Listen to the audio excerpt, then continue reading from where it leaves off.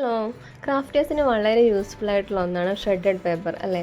നമുക്കൊരു ഹാമർ ബോക്സിൻ്റെ ഉള്ളിലെ ഗിഫ്റ്റ് ഫില്ലറായിട്ടോ അല്ലെങ്കിൽ കൊറിയർ ബോക്സിൻ്റെ ഉള്ളിലെ ഗ്യാപ്പ് ഫില്ലറായിട്ടോ ഒക്കെ യൂസ് ചെയ്യാൻ പറ്റും. ഇതിന് വേണ്ടിയിട്ട് നമുക്ക് ആകെ കൂടി വേണ്ടത് A4 ഷീറ്റ് അല്ലെങ്കിൽ കളർ ഷീറ്റ്സ് ആണ്. ഷീറ്റ് എടുക്കുമ്പോൾ എപ്പോഴും തിന്നായിട്ടുള്ള ഷീറ്റ് വേണം ചൂസ് ചെയ്യാൻ വേണ്ടിയിട്ട്. ഞാനിവിടെ ഈ 2 A4 ഷീറ്റ് എടുത്തിട്ടുണ്ട്. അത് ഈ വീഡിയോയിൽ കാണുന്ന പോലെ ചെറുതാക്കി ഫോൾഡ് ചെയ്തിട്ടുണ്ട്. അതിനുശേഷം ഇതിനെ വീണ്ടും ഇങ്ങനെ കുഞ്ഞാക്കി വീണ്ടും കട്ട് ചെയ്തെടുക്കാം.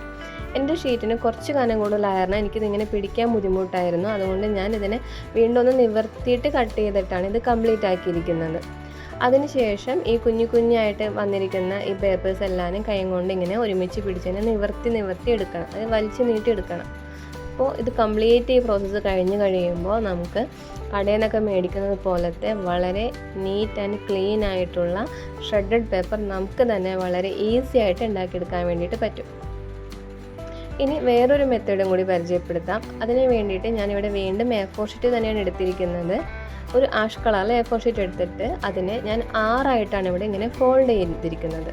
നമുക്ക് 4 ആയിട്ടും ഫോൾഡ് ചെയ്യാൻ കുഴപ്പമൊന്നുമില്ല.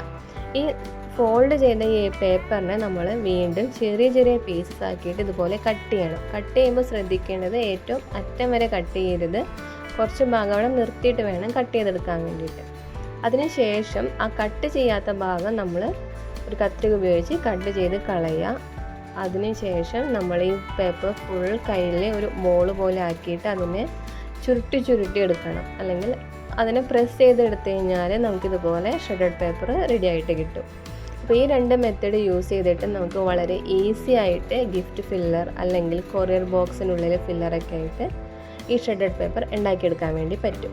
അപ്പോൾ നമുക്കൊരു നോർമൽ ന്യൂസ് പേപ്പർ ആണെങ്കിൽ പോലും ഈ രീതിയിൽ ചെറിയ പീസസ് ആക്കി കട്ട് ചെയ്തിട്ട് ഹാമർ ബോക്സിൻ്റെ ഉള്ളിൽ അല്ലെങ്കിൽ കൊറിയർ ബാഗിൻ്റെ ഉള്ളിൽ വെക്കുന്നതാണ് നല്ലത്. വീഡിയോ എല്ലാവർക്കും ഇഷ്ടമായെന്ന് വിചാരിക്കുന്നു. നമുക്ക് വീണ്ടും കാണാം. അതുവരെ ടേക്ക് കെയർ.